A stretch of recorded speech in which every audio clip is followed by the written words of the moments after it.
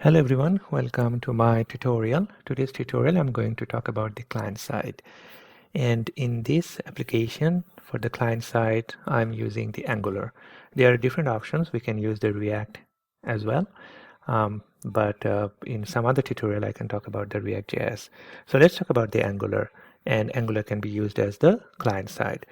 So for the Angular development we first need to know what is Angular. The first thing about Angular is that this is an open source, and this is made by Google or developed by Google, and it is built with the TypeScript. And what is the TypeScript? TypeScript is a superset of JavaScript. So if you know the JavaScript, the TypeScript is the same thing, kind of, from at least from development perspective, from a developer. And then it helps develop the single page development, or we call that in short SPA. And of course, this is a front end or user interface framework, and is very popular nowadays.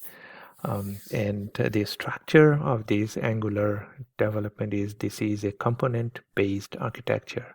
We'll be talking about the component-based architecture whenever we look into the actual application. And then this component-based architecture also use the HTML as the view language and decouples the HTML code. Okay, so this is another aspect, like it's not highly coupled with the HTML.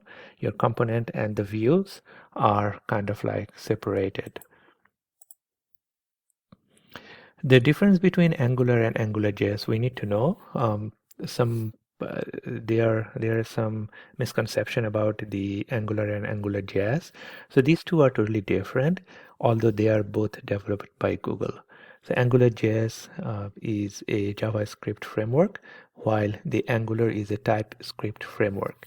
And by Angular we means the Angular 2 and onward. So there are different versions of Angular, and Google publishes, I think like in every 6 months, they come up with a new version of it. But for this application development, I'm going to use Angular 8. So whatever onward Angular 2 is called Angular, and AngularJS again is totally different. It is a JavaScript framework. AngularJS is not supported by all mobile browsers, but Angular is supported by all mobile browsers. So this is another aspect, that if you develop something with the Angular, it can be supported by all the mobile browsers. Angular supports hierarchical dependency injection, or in short we call that the DI, and for AngularJS this is not the case. And then AngularJS supports MVC pattern. On the other hand, the Angular uses the component-based architecture. Then Angular is better managed and well structured, while AngularJS is not. So since Angular is better structured, so that means it is easy to develop.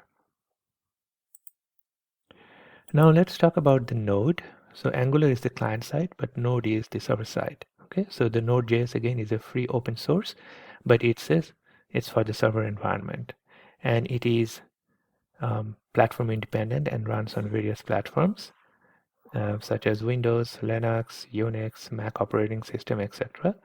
And Node.js uses JavaScript on the server. So again, we are saying that the Angular is the client side, but Node is the server side.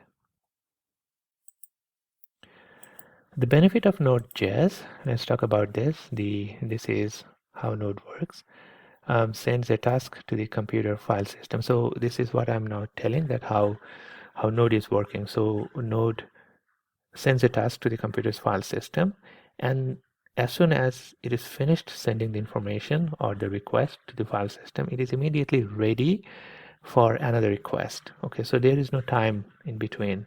And what happens is it's not waiting for the server file system to return with the response. Okay, immediately this is ready, and this is what we are calling the asynchronous type. Okay, and because of the asynchronous type, this is faster and more efficient.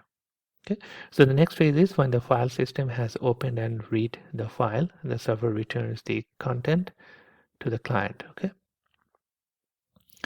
a Node here is not waiting. So you can see that node here is not waiting for the request to complete. And because of that, it is eliminating the waiting time. And because it is eliminating the waiting time, this is more efficient, as this is a single threaded and non-blocking and performs asynchronous programming. And that's why this is faster than the ASP and the PHP. Now let's look into the need for node. The need for node, why we need node? Because this is the other the Angular is the client side, but the node is on the server side. So Angular is entirely new framework, and it is Angular or Angular 2 written in TypeScript. Browser does not understand TypeScript.js, that is, we need to compile them in plain JavaScript. So you can see that the framework, which is the Angular or Angular 2, is written in TypeScript, okay? And it needs to be compiled in order for understanding, and the node is doing that. It is converting that to the JavaScript or with the extension of JS file.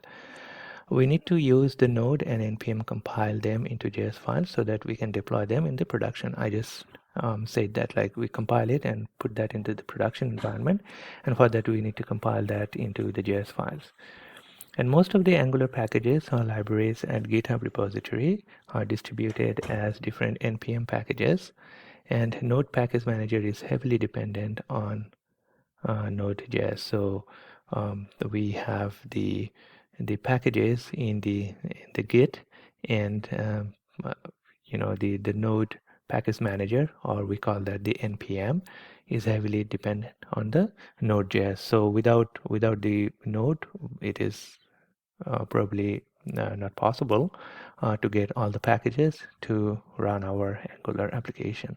So now let's move on to how we can set up the Angular environment. Okay, the setting up of Angular environment has three things just we need. The first one we need to is install Node, and then get the Angular CLI, and then using an editor. Just three things. The first thing to get Node is if you go to https://nodejs.org and go to the download page and just download it. And once you download, it's all about clicking. So click, click, click, and then we can get our node running. Okay, and once the node is done, so we need to test this. So once it is downloaded and installed, we can just type a node, and it should give you the version of the node. So in my case, I've installed version 12.5.0.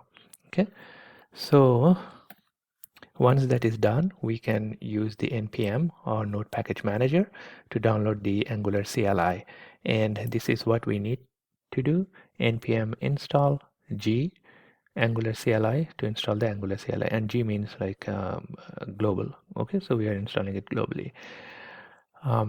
So once that is done, once we write this command, so it's going to be npm